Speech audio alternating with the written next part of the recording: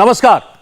नरेंद्र मोदी के खिलाफ social media पर लिखने वाले, खूब लिखने वाले, मोदी के खिलाफ कुछ भी लिख देने वाले आज मुंबई में एक हॉल के अंदर मौजूद थे। मंच पर ममता बनर्जी थी, लेकिन हेडलाइंस में स्वरा भास्कर ट्रेंड कर रही हैं।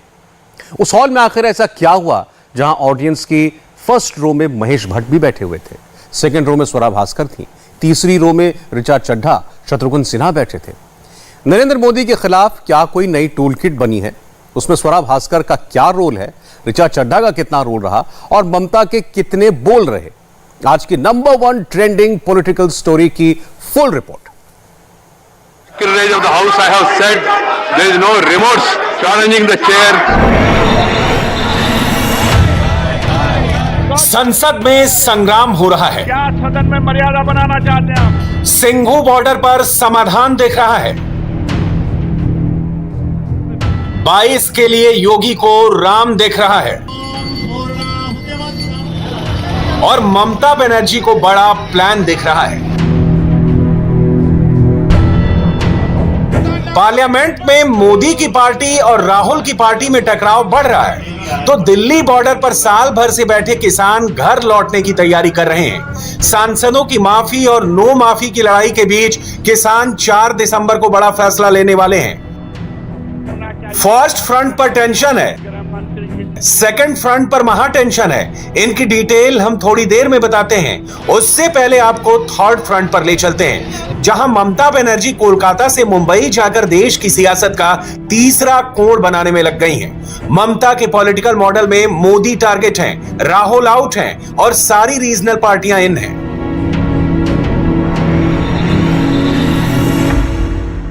खाली ऑपोजिशन एक हो जाने से पूरा हो जाएगा उसमें नहीं है। दिक्कत क्या है?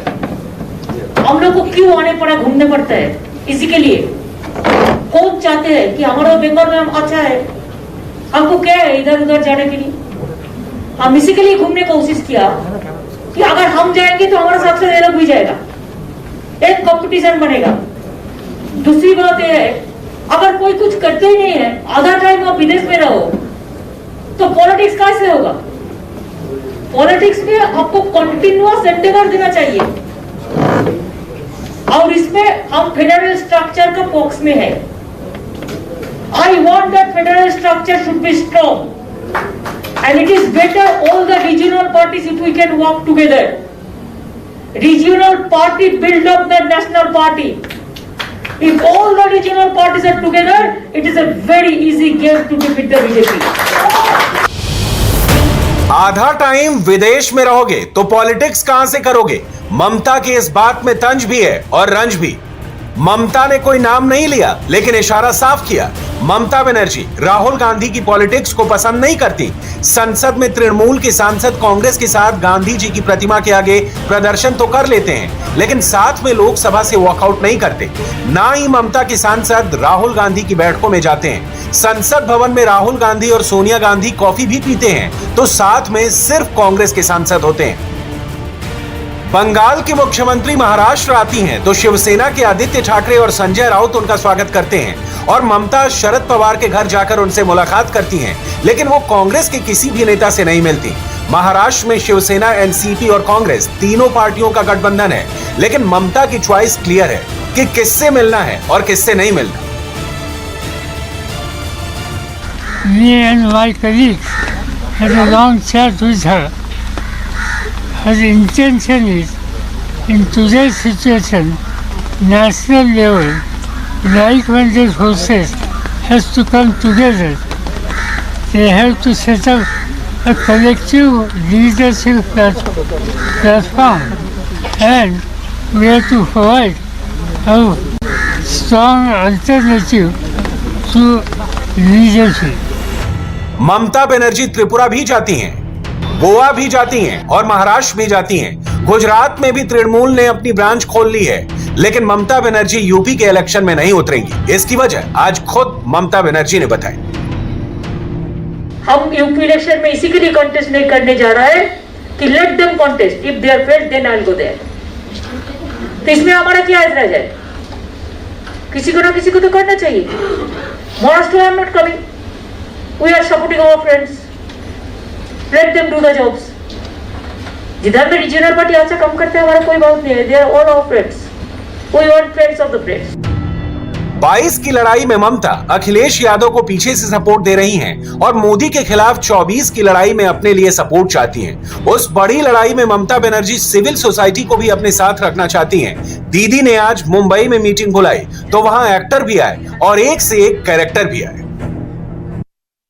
Everyone in this room is doing their bit. There are many older illustrious people who spent their lives on this, but allow me to take a minute to introduce you to some of the younger people who have risked their careers and their employment and very livelihood to keep resistance in their own small way alive. Munawar Farooqi is here. He has spent 1 month in jail. He spent a month in jail for a joke he didn't tell. While Raj is here, he runs a performance space that has been vandalized continuously for hosting people like Munawar, like Aditi Mittal, like Agrima Joshua, who was attacked. Richa Chadha is here, Pugla Seth is here, Arpita, Ashwini sir, Avinash ji, all of these people are working in the film industry, facing a lot of resistance to tell stories where what is happening in India. Mumbai में civil society के साथ ममता बनर्जी की मुलाकात में सारे मोदी विरोधी इकट्ठा हुए। मेक अ बीजेपी मुक्त भारत, मेक अ बीजेपी मुक्त भारत। प्रेस कॉन्फ्रेंस में वो अलग अलग पोजीशन पर बैठे, कोई दाएं बैठा, कोई बाएं बैठा, किसी ने सेंटर पोजीशन ली।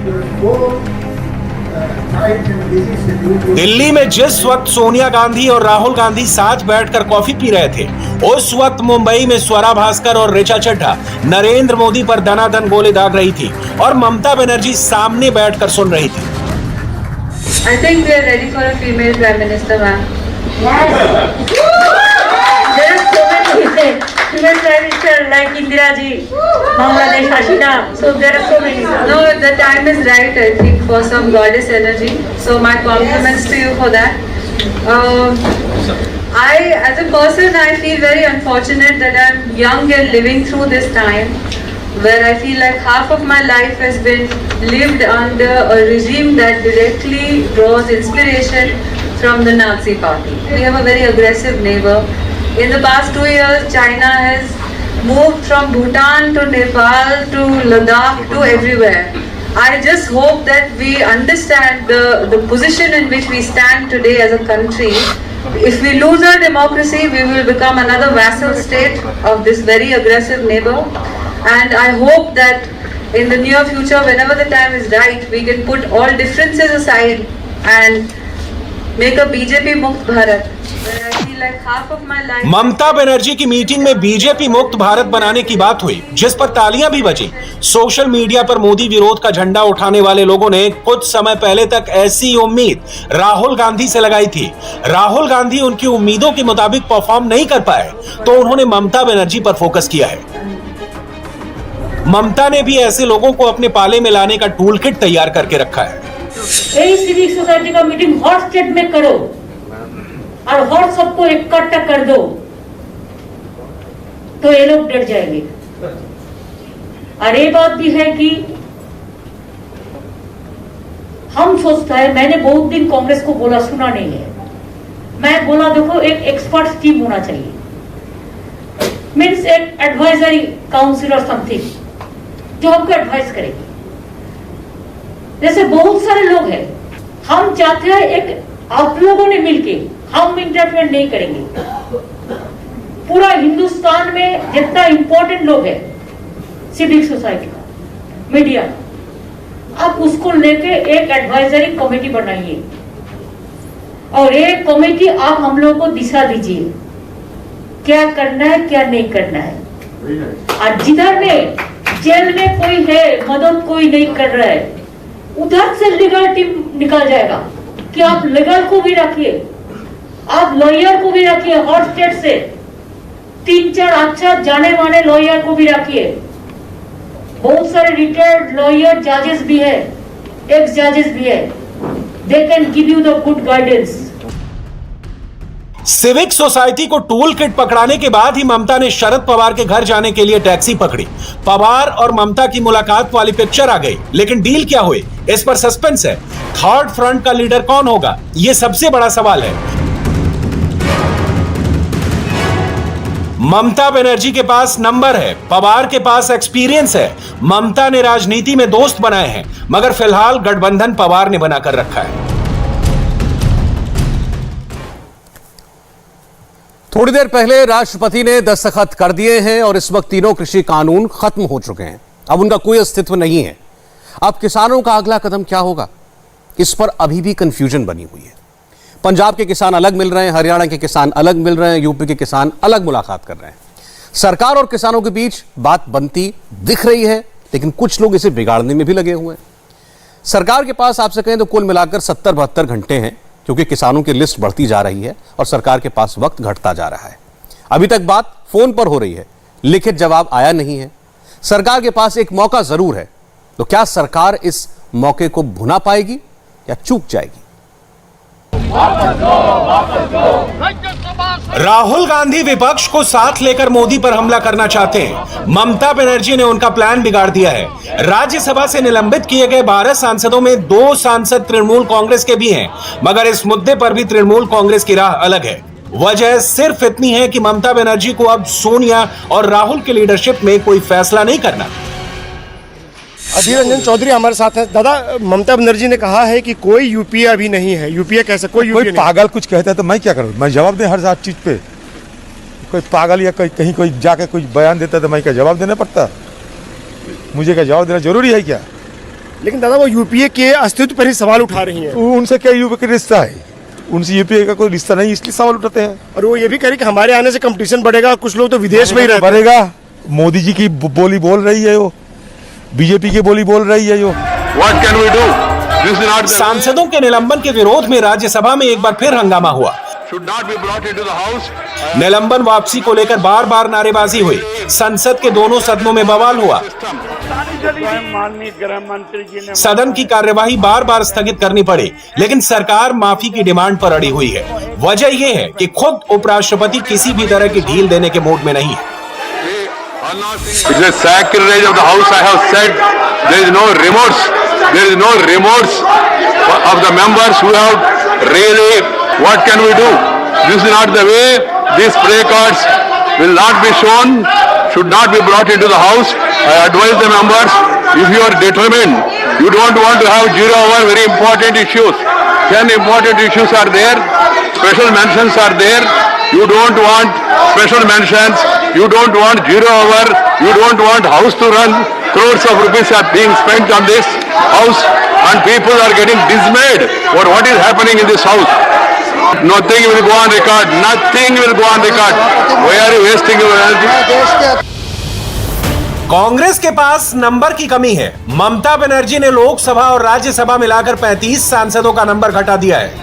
राहुल बार बार गांधी प्रतिमा के नीचे जाकर नंबर बढ़ाने की कोशिश करते हैं, तो सरकार कहती है कि गांधी प्रतिमा के नीचे नकली गांधी खड़े। देखिए, बात यह है कि किसान आंदोलन जब वापस किया था, किसानों ने माफी मांगा था क्या? 1 साल दिल्ली के सड़क पे धरना देके प्रदर्शन करके 700 जान गंवाने का बाद सरकार होश में आई और सारे काले कानूनों को वापस लिया। तो आज क्यों कह रहे हैं कि सदन के अंदर हम माफी मांगे? ये प्रजातंत्र है, ये प्रजातंत्र है, ये राजतंत्र नहीं। नकली गांधी पे कॉल के वो पूज्य महात्मा गांधी जी के स्टैचू के सामने बैठना, ये तो बहुत हास्यास्पद है। इट इज रिडिकुलस एंड नकली गांधी डजंट अंडरस्टैंड एनीथिंग। इसलिए मैं उनको निवेदन करता हूं, आप कम से कम पश्चाताप व्यक्त करिए और आप हाउस में आइए। संसद के सदन से बाहर खड़े होकर कांग्रेस कब तक धरना प्रदर्शन कराएगी, ये अभी तक क्लियर नहीं है। स्ट्रेटजी रोज बदलनी पड़ रही है, क्योंकि प्रदर्शन करने वाले सांसदों के नंबर चेंज हो रहे हैं। कल तक लोकसभा में भी विरोध हो रहा था, आज विरोध का लेवल थोड़ा घट गया। दिल्ली का सारा पॉलिटिकल एक्शन असल में संसद से सिंघू बॉर्डर शिफ्ट हो गया है। हम चाहते हैं स्टेटों में जाकर लड़ें। अब बीजेपी को यूपी में हराना है, जहां बैठकर तो हरा नहीं होगा, वहां तो गांव-गांव में जाना पड़ेगा। ये कोशिश है। अभी बॉर्डर्स क्या उम्मीद की जा सकती है कि कब तक बॉर्डर्स? 4 को लगता है इसमें सहमति हो जाएगी। अगर नहीं सहमति होगी तो 1-2 मीटिंग और हो जाएगी। ज़्यादा संभावना है सहमति हो जाएगी। सिंघू बॉर्डर से किसानों की घर वापसी का प्रेशर बढ़ता जा रहा है। इसी के साथ किसान एकता में फूट का खतरा भी बढ़ रहा है। सिंघू बॉर्डर पर आज संयुक्त किसान मोर्चा की मीटिंग होने वाली थी, जो नहीं हो पाई। पंजाब के किसान संगठनों ने अलग मीटिंग की, हरियाणा के किसान संगठनों ने अलग मीटिंग की। दोनों मीटिंग से कॉमन बात यह निकली कि 4 दिसंबर को संयुक्त किसान मोर्चा फैसला करेगा कि आगे क्या करना है। हमने फैसला लिया है कि जब तक ये सरकार हमें लिखती तौर पर ये आश्वासन नहीं देगी, ये कमेटी का नहीं देगी, ये हमारे पास जितने भी हमारे पे केस दर्ज हैं उनको वापस नहीं लेगी, उतनी देर तक हम यहीं डटे रहेंगे। अब सरकार के पाले में बाल है, सरकार हमें बताए ये कमेटी कितने टाइम में फैसला लेगी, ये इसकी बांतर कैसी होगी, सरकार को बताना होगा। और केसों के लिए भी इन्होंने कहा भी हमसे मीटिंग की जाए हरियाणा से, ये हमें लिखती भेजें, हम तैयार हैं मीटिंग करने के लिए। और हमारे कल तक या परसों तक 2 दिन केस वापस लाएं, फिर ही हम कोई अगली 4 तारीख को फैसला लेंगे, नहीं उतनी देर तक हम यहीं डटे रहेंगे। पंजाब के किसान संगठनों की मांगे पूरी हो चुकी हैं। वो एमएसपी पर लिखित गारंटी और केस वापसी पर घर वापसी के लिए तैयार हैं। अगर 3 दिनों में फैसला हो जाए तो वो 4 तारीख को सिंघू बॉर्डर खाली कर सकते हैं। हरियाणा के किसान संगठन भी अब यही बात कर रहे हैं। जितना कानून को रद्द करवाने की मांग थी उतना ही एमएसपी की जो गारंटी कानून की मांग भी हमारी उतनी है। किसान चाहता है कि मुझे फसल की खरीद की गारंटी मिले, ये बहुत महत्वपूर्ण मुद्दा है। और इस पे भी हमने जो हरियाणा संयुक्त मोर्चा ने चर्चा की है कि जो कमेटी बन रही है वो कमेटी मात्र बातों की ना बन जाए, मान लो सरकार अपना पीछा ना छुड़ा जाए कमेटी बना के, बल्कि सरकार ये बताए कि ये कमेटी कानूनी रूप से गारंटी तय करे भी ये कमेटी एमएसपी को गारंटी कानून बनाएगी। ये सरकार को स्पष्ट करना होगा। एसकेएम हरियाणा ने जो मांग रखी है कि जो जब से अध्यादेश आए थे तब से लेके आज तक जितने भी मुकदमे बने हैं, चाहे वो रेलवे का चाहे वो चुनाव के हैं, जो भी मुकदमे बने हैं सरकार उसे वापस ले खारिज करे। पंजाब की 32 जत्थेबंदियों के नेता बार बार घर लौटने का संकेत दे रहे हैं, मगर यूपी के किसान नेता राकेश टिकैत अपनी डिमांड लिस्ट और लंबी कर रहे हैं। सरकार बातचीत करेगी जब ही तो आएगा ना। अभी तो अपने लोगों से बात करवा रही है, सरकारी किसी से बात हुई हो तो बता दो। हमने एक आएगा किसी की कोई बातचीत हुई हो तो बताओ सब लोग। तो अभी कोई इस तरह के लोग नहीं आए कि हमारी बात हुई, सब कह रही हमारी तो नहीं उसकी हुई होगी। एक वायरस है, वायरस दिखता नहीं, वो छोड़ा जाता है, उसका रिएक्शन लिया जाता है। फिर सरकार जब चाहेगी ये आंदोलन जब खत्म होगा, सरकार नहीं चाहेगी नहीं आंदोलन खत्म होगा। सरकार चाहेगी कि हमको जबरदस्ती भगाना है इनको, वो जबरदस्ती भगा सकते हैं। सरकार चाहेगी कि अब आंदोलन को बगैर बातचीत के खत्म करना है तो जब खत्म कर सकते हैं। सरकार चाहेगी कि एक नॉर्मल उस स्पीड में उसमें खत्म करना है तो बातचीत के माध्यम से हमारा काम करके खत्म कर सकती है। राकेश टिकैत किसान आंदोलन को यूपी चुनाव तक खींचना चाहते हैं। टिकैत को लगता है कि इससे उन्हें मोदी और योगी विरोध का टेम्पो सेट करने में मदद मिलेगी, लेकिन सरकार जिस तेजी के साथ फैसले कर रही है उसमें किसान आंदोलन अब लंबा खिंच पाएगा, इसकी संभावना 0 होती जा रही है। सिर्फ 2 लाइनों में यूपी की सियासत कैसे घूम जाती है आज देखने को मिला। यूपी के डिप्टी सीएम केशव प्रसाद मौर्य ने खुद एक शब्द भी नहीं कहा, सिर्फ 2 लाइनें लिखी, 3 शहरों का नाम लिया, अयोध्या, काशी और मथुरा। और इसके बाद यूपी में हिंदू से लेकर मुसलमान मोहल्लों तक, समाजवादी पार्टी से लेकर ओवैसी की पार्टी के नेताओं तक हर कोई एक ही बात कर रहा है कि क्या मथुरा में भी भव्य मंदिर बनने वाला है। दिसंबर का महीना है, मथुरा में पुलिस फ्लैग मार्च कर रही है, चुनाव आने वाला है, तनाव बढ़ गया है, मोदी काशी जाने वाले हैं, योगी आज अयोध्या में है और केशव प्रसाद मौर्य मथुरा पहुंचने की तैयारी कर रहे हैं। तो इस वक्त हिंदू वोटों का केंद्र बिंदु क्या मथुरा हो गया है? वही मथुरा जहां से जयंत चौधरी के चुनाव लड़ने की बातें की जा रही हैं, वो मथुरा जो जाट बहुल इलाका है, वो सीट है जहां पर अखिलेश और जयंत चौधरी के गठबंधन का टेस्ट भी होने वाला है। क्या मथुरा से यूपी के चुनाव की फिजा बदलने वाली है? देखिए हमारी एक खास रिपोर्ट।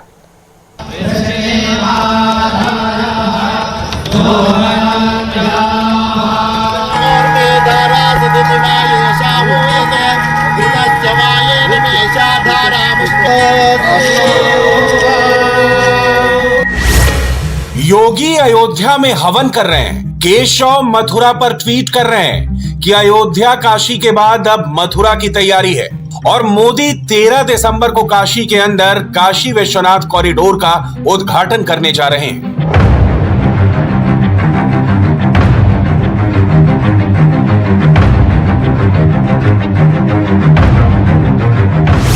अयोध्या, काशी, मथुरा, राम, कृष्ण और महादेव के नाम पर योगी, मोदी और केशव प्रसाद मौर्य ने चुनावी स्ट्रेटजी तैयार कर ली है। यूपी का महाभारत शुरू हो चुका है और बीजेपी अयोध्या, काशी और मथुरा की आध्यात्मिक पावर से राजनीतिक सफलता हासिल करने में जुट गई है। अयोध्या के बाद अब बीजेपी की प्रयोगशाला है मथुरा। जब राम मंदिर का आंदोलन शुरू हुआ था तब हिंदूवादी संगठनों का नारा था, अयोध्या तो झांकी है, काशी मथुरा बाकी है। आज एक बार फिर इस नारे की गूंज यूपी की सियासत में फिर सुनाई देने लगी है, जब यूपी के डिप्टी सीएम केशव प्रसाद मौर्य ने मथुरा पर ना सिर्फ एक ट्वीट किया बल्कि उस ट्वीट को पिन भी किया। केशव प्रसाद मौर्य ने ट्वीट में लिखा है कि अयोध्या काशी में भव्य मंदिर निर्माण जारी है, मथुरा की तैयारी है, जय श्री राम, जय शिव शंभु, जय राधे कृष्ण। केशव प्रसाद मौर्य के इस ट्वीट का मतलब आखिर क्या समझा जाए? जिस तरह राम जन्मभूमि पर करीब 500 सालों तक विवाद चला, उस पर राजनीति हुई और राम की ही शक्ति से बीजेपी भारत की ही नहीं दुनिया की सबसे बड़ी पार्टी बन गई। क्या बीजेपी कृष्ण जन्मभूमि और ईदगाह के ऐतिहासिक विवाद से पॉलिटिकल माइलेज लेना चाहती है? मथुरा में भी हलचल बहुत जोरों की चल रही है। मथुरा के एसपी, डीएम, पूरा प्रशासन अलर्ट मोड पर चल रहा है। उसकी वजह है ये पोस्टर। इस पोस्टर पर लिखा है, अयोध्या जीता है, मथुरा भी जीतेंगे। 6 दिसंबर 2021 को मथुरा जाकर कृष्ण जन्मभूमि पर जलाभिषेक किया जाएगा। ये पोस्टर जारी किया है अखिल भारत हिंदू महासभा विधानसभा ने। आगे लिखा है कि सभी हिंदू भाइयों से अनुरोध है कि 6 दिसंबर को मथुरा चलें। सवाल ये है कि इस पोस्टर का मकसद क्या है?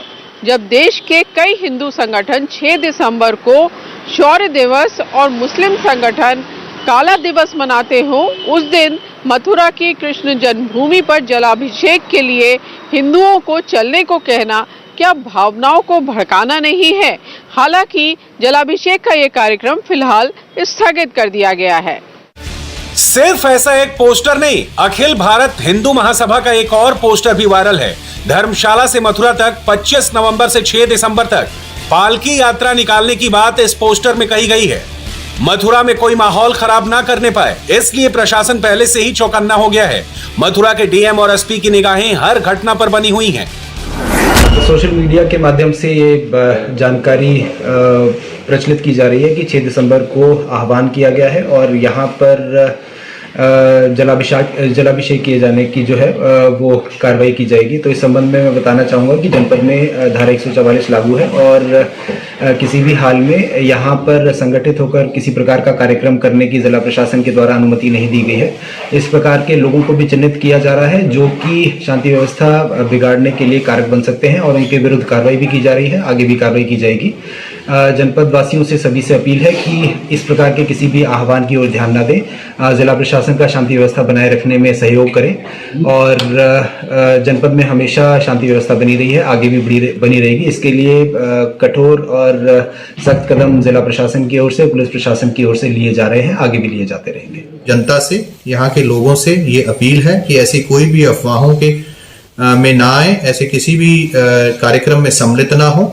शांति व्यवस्था बनाए रखने के लिए जिला प्रशासन का सहयोग करें। आपकी सुरक्षा और सौहार्द बनाए रखने के लिए जिला प्रशासन द्वारा सभी तैयारियां की जा रही हैं और जिला प्रशासन इसके लिए सक्षम है। निर्वाणी अखाड़े के कुछ साधु भी कृष्ण जन्मभूमि को एक आंदोलन का रूप देने की कोशिश में लगातार जुटे हुए हैं, लेकिन अब प्रशासन की सख्ती के चलते अखिल भारत हिंदू महासभा ने अपना अभियान रोक दिया है और निर्वाणी अखाड़े के साधु भी अपना आंदोलन स्थगित कर रहे हैं। आने वाले 6 दिसंबर को श्री कृष्ण जन्मभूमि मुक्ति आंदोलन के लिए हम लोगों के द्वारा जो आंदोलन करने की व्यवस्था की गई थी, श्री कृष्ण जन्मभूमि न्यास मुक्ति दल के द्वारा जो आंदोलन हो रहा था उसमें व्यवस्था ये बनाई गई थी कि बहुत शांतिपूर्वक हमें श्री मथुरा जी की परिक्रमा करनी थी और एक अपने आंदोलन को एक स्वरूप प्रदान करना था। बहुत शांतिपूर्वक हमें आंदोलन करना था, लेकिन कुछ अराजक तत्वों ने जिस प्रकार से असंवैधानिक घोषणाएं करके माहौल को खराब किया है वो अत्यंत दुखद है, दुर्भाग्यपूर्ण है। हम निर्मोही अखाड़े के साधु हैं, जिस निर्मोही अखाड़े ने 500 वर्ष तक राम जन्मभूमि का संघर्ष किया और उन 500 वर्षों में हमने कभी भी एक बार भी कभी कानून नहीं तोड़ा। कानून को देखते हुए कानून की व्यवस्था के अनुसार ही हमने पूरी लड़ाई लड़ी।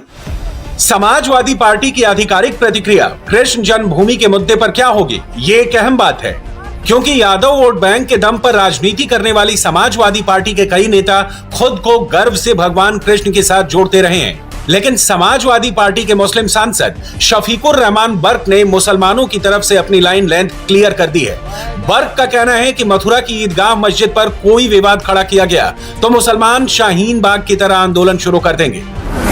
वो भी वहाँ जो मंदिर हमारा बाबरी मस्जिद तोड़कर मंदिर बना दिया गया वो भी कानून और इंसाफ के खिलाफ हुआ है। हिंदुस्तान के अंदर ये ज़बरदस्ती मतलब ये कि मुसलमानों को दबाया जा रहा है और कुचला जा रहा है, उनके साथ जुल्म हो रहा है। अब इसके बाद ये कह रहे हैं तो इसके बाद में फिर हिंदुस्तान के अंदर फिर मुसलमान फिर मैदान में आ जाएगा, फिर क्या करेगा। जैसे किसानों ने धरना दे दिया, 1 साल हो गया, अब मुसलमान भी फिर इसी काम के लिए मजबूर होगा कि वो भी बैठ जाए धरने पर। लेकिन मथुरा में भी तो विवाद है ही ना। हाँ विवाद है, विवाद क्या है, वो जैसा कि इसको कह रहे थे कि भाई ये मंदिर है, वैसे उसको भी कहने लगे, लेकिन कोई खास विवाद नहीं है, बल्कि ज़बरदस्ती की जा रही है, जुल्म किया जा रहा है, ज़्यादती की जा रही है हमारे साथ और हमारे साथ इंसानियत के और आइन के खिलाफ जो कानून है हिंदुस्तान का उसके खिलाफ कार्रवाई हो रही है। लेकिन मथुरा में जहाँ मस्जिद है माना जाता है कि हिंदुओं की मान्यता है कि वहाँ पे श्री कृष्ण जी का जन्म हुआ था। नहीं, ये तो वो उनका कहना है, बहरहाल हम तो मानते नहीं इसको। इस तरह के ऐतिहासिक दावे किए जाते रहे हैं कि मुगल बादशाह औरंगजेब ने 1669 में श्री कृष्ण मंदिर की भव्यता से चिढ़कर उसे तोड़वा दिया था और इसके एक हिस्से में ईदगाह का निर्माण करवा दिया था। मथुरा योगी आदित्यनाथ के कोर एजेंडे में शामिल है। पिछले 5 सालों में योगी आदित्यनाथ 17 बार मथुरा जा चुके हैं, लेकिन अब मथुरा की तैयारी की बात केशव प्रसाद मौर्य कर रहे हैं, जो पार्टी का ओबीसी चेहरा है, साथ में उनका पॉलिटिकल बैकग्राउंड भी विश्व हिंदू परिषद का रहा है। केशव प्रसाद मौर्य का सामाजिक जीवन आरएसएस, विश्व हिंदू परिषद और बजरंग दल से शुरू होता है। केशव आरएसएस में नगर कार्यवाह और विश्व हिंदू परिषद में प्रांत संगठन मंत्री रह चुके हैं। राम जन्मभूमि आंदोलन में भी केशव प्रसाद मौर्य का योगदान रहा है। गोरक्षा अभियान में भी केशव प्रसाद मौर्य एक्टिव रह चुके हैं। तो क्या स्ट्रेटेजी वही है? योगी का पॉलिटिकल सेंटर अयोध्या, मोदी का पॉलिटिकल सेंटर काशी और अब केशव का पॉलिटिकल सेंटर क्या मथुरा होने जा रहा है? केशव तो भगवान कृष्ण का एक नाम है और लगता है कि अब मथुरा की पॉलिटिक्स को भी केशव ही लीड करने वाले हैं। उत्तर प्रदेश में चुनाव के लिहाज से ब्रज मंडल का पूरा इलाका बहुत महत्वपूर्ण है। ब्रज मंडल में यूपी के 9 जिले आते हैं: मथुरा, अलीगढ़, हाथरस, कासगंज, इटावा, एटा, मैनपुरी, फिरोजाबाद और आगरा। ब्रज मंडल के इस पूरे क्षेत्र में यूपी की 60 से ज्यादा विधानसभा सीटें हैं। इसी तरह अयोध्या में लगातार योगी आदित्यनाथ के दौरों का सिलसिला जारी है। एक बार फिर योगी आदित्यनाथ ने अयोध्या का दौरा किया है, जहां उन्होंने महर्षि वेद विज्ञान विद्यापीठ के कार्यक्रम में हिस्सा लिया और विष्णु महायज्ञ की पूर्ण आहुति भी दी। हवन के बाद योगी आदित्यनाथ ने एक भाषण भी दिया और इस भाषण में एक एक शब्द बहुत गौर करने लायक है। हर शब्द में योगी का विजन, एजेंडा और पॉलिटिकल लाइन लेंथ एकदम क्लियर नजर आ रही है। योगी आदित्यनाथ ने बताया कि अयोध्या में दीपोत्सव का कार्यक्रम उन्होंने शुरू करवाया। योगी ने अयोध्या से जुड़ी अपने जीवन की एक छोटी सी कहानी भी सुनाई और इसी के बीच में हिंदुत्व के एजेंडे को भी जमकर धार दिया। योगी आदित्यनाथ ने इंडोनेशिया का जिक्र किया, जहां पर 90% मुस्लिम आबादी है। योगी ने इंडोनेशिया में रामायण का मंचन करने वालों को भी अयोध्या बुलाया था। अयोध्या में रामायण का मंचन करने के बाद इंडोनेशिया के कलाकार लखनऊ में मुख्यमंत्री आवास पर बुलाए गए थे। योगी ने बताया कि इंडोनेशिया के सभी कलाकार मुसलमान थे। राम और लक्ष्मण का किरदार निभाने वाले भी मुसलमान थे। तब कलाकारों ने बताया कि हमारी उपासना बदल गई है, लेकिन हमारे पूर्वज तो राम ही। यानी अयोध्या, श्री राम और हिंदुत्व, यही योगी का 24 कैरेट विशुद्ध पॉलिटिकल थॉट है, जिस पर वो 2022 का भी चुनावी संग्राम जीतना चाहते हैं।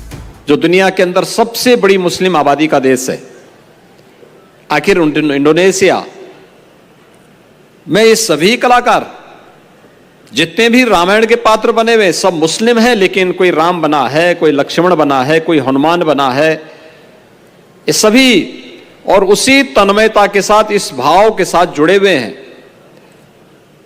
तो मैंने उनसे पूछा इस बात को लेकर के, मैंने कहा भी आप सब रामायण के उससे जुड़े हुए हैं, आप केवल एक कलाकार हैं और कलाकार के रूप में आप इस कार्यक्रम को करते हैं या केवल आपकी भावना भी इस रूप में है? उन्होंने कहा नहीं, हम केवल कलाकार नहीं हैं, राम के साथ हमारा आत्मीय संबंध है। और जब हमें आमंत्रण मिला था अयोध्या का, तो हम लोगों ने उस समय इस बात को कहा था कि साहब अयोध्या में चाहे हमें जैसे भी जाना होगा हम जाएंगे जरूर। अयोध्या आना हमारे लिए गौरव की बात है। मैंने कहा क्यों? उन्होंने कहा साहब देखिए, अयोध्या, राम, ये हमारे लिए कोई एक नाट्य मंचन नहीं है। राम हमारी भी आस्था के प्रतीक हैं, राम हमारे भी पूर्वज हैं। हमारे पूर्वजों ने किसी कालखंड में, किसी पीढ़ी ने अपनी उपासना विधि बदली होगी। उपासना विधि बदलने से पूर्वज नहीं बदल जाते हैं, और इसलिए राम हमारे भी पूर्वज हैं। राम के प्रति हमारे मन में भी वही श्रद्धा, वही आस्था का भाव है। योगी ने अयोध्या में हिंदुत्व पर एकदम खुलकर अपनी बात रखी। उन्होंने कहा कि मुस्लिम बहुल इंडोनेशिया की एयरलाइंस का नाम गरुड़ है। थाईलैंड के राजा खुद को श्री राम का वंशज मानते हैं। कंबोडिया और लाओस के लोग भी खुद को हिंदू परंपरा से जोड़ते हैं। योगी हिंदुत्व का अंतर्राष्ट्रीय एजेंडा सेट करने में लगे हुए हैं और खुलकर अपनी बात रख रहे हैं। फिर उन्होंने इस बात को कहा, उन्होंने कहा साहब आप तो भारत में रह रहे हैं, हमें भारत की करेंसी के बारे में नहीं बोलना, लेकिन हमारे यहां जो करेंसी निकलती है ना, वह गणपति के नाम पर निकलती है, गणेश जी के नाम पे निकलती है। हमारे यहां पर जो हमारी एयरलाइंस है वह गरुड़ के नाम पर है, जो विष्णु की सवारी है, भगवान विष्णु की सवारी है। हम लोग तो बहुत नजदीक से जुड़े हुए हैं भारत के साथ। आपने इस बार भी देखा होगा दीपोत्सव के आयोजन में श्रीलंका की रामायण भी आई, रामलीला भी आई थी। और अभी कुछ दिन पहले श्रीलंका के राजदूत यहां पर अशोक वाटिका की शिला को लेकर के आए थे, राम मंदिर निर्माण को लेकर के उसे दान करने के लिए। दुनिया आज आपके साथ जुड़ रही है। दुनिया अयोध्या के साथ एक आत्मीय संवाद बना रही है। अयोध्या धर्म के पथ का अनुगामी है। अयोध्या ने 500 वर्षों तक लंबे संघर्ष झेले हैं, देखे हैं, नजदीक से महसूस किया है। 500 वर्षों तक ही नहीं, बहुत उससे पहले भी, मोहम्मद गौरी से लेकर के और लगातार ये चलता रहा। अयोध्या में से राम जन्मभूमि के भव्य मंदिर को अपवित्र करने का पहला कार्य यहां पर मोहम्मद गौरी के आने के पहले भी हो गया था। सालार मसूद गाजी ने किया था। उसके उपरांत समय समय पर ये हमले होते रहे। हमारी भावनाएं और हमारे भावों को कुंद करने का प्रयास होता रहा, लेकिन अयोध्या भी कभी चुपचाप नहीं बैठी। कभी चुपचाप अयोध्या नहीं बैठी। चुपचाप हम लोग अन्याय और अत्याचार को बर्दाश्त नहीं करते रहे, क्योंकि राम ने तो कभी न अन्याय किया और न अन्याय सहा।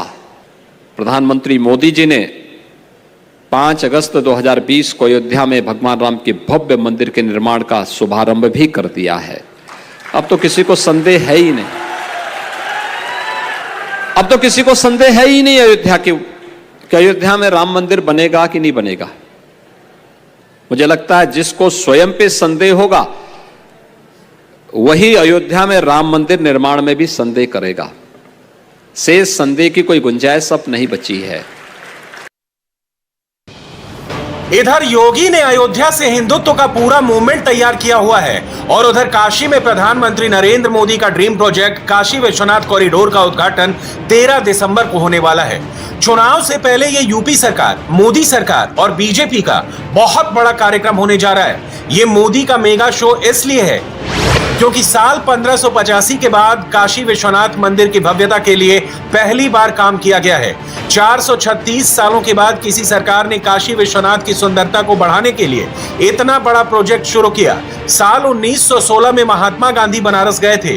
काशी विश्वनाथ मंदिर जाने की संकरी गली को देखकर महात्मा गांधी को भी ये कहना पड़ा था कि जब मंदिरों की स्थिति इतनी खराब है तो देश की हालत कैसी होगी। नोट करने वाली बात यह भी है कि यह सदियों पुराना मंदिर है। शिव महापुराण में काशी विश्वनाथ की महिमा का जिक्र है। स्कंद पुराण के काशी खंड में भी काशी विश्वनाथ ज्योतिर्लिंग की महिमा का वर्णन है। यह ऐतिहासिक सत्य है। इस ज्योतिर्लिंग और मंदिर की भव्यता को बढ़ाने के लिए कई सदियों के बाद अभूतपूर्व काम हुआ है। काशी विश्वनाथ मंदिर की भव्यता सैकड़ों गुना बढ़ गई है। बीजेपी के हिंदुत्व वाले मूवमेंट को काशी विश्वनाथ कॉरिडोर से और ज्यादा स्पीड मिलने वाली है। जो हजारों लाखों भक्त संकरी गलियों से घिसते हुए अंदर घुसते थे, अब उनके लिए दिव्य मंदिर तैयार है। ये कॉरिडोर सीधे काशी विश्वनाथ मंदिर से मां गंगा के घाट तक जाता है और मंदाकिनी घाट के बगल में खत्म होता है। अब हम आपको जो तस्वीर दिखाने जा रहे हैं वो काशी विश्वनाथ की सबसे स्पष्ट तस्वीर है जो अभी तक किसी टीवी चैनल पर नहीं देखी होगी। आपको काशी विश्वनाथ मंदिर का पूरा प्रांगण दिखाएंगे। तस्वीरों में सामने काशी विश्वनाथ मंदिर है, वो दिव्य ज्योतिर्लिंग जिसके दर्शन के लिए करोड़ों भक्त आते हैं। आप जो ये कंपाउंड देख रहे हैं, पहले ये इतना खुला कंपाउंड नहीं होता था। सकरी गलियां थी, बहुत सारे घर थे, दुकानें थी, लेकिन अब मंदिर के आसपास के इस पूरे इलाके को एक कंपाउंड में तब्दील किया गया है। इस तरह से कॉरिडोर बनाया गया है और इस कॉरिडोर के जरिए इस पूरे कंपाउंड को सिक्योर किया गया है। इंडिया टीवी हर वक्त हर जगह डाउनलोड करने के लिए सर्च करें India TV news Google play store या ऐप स्टोर पर।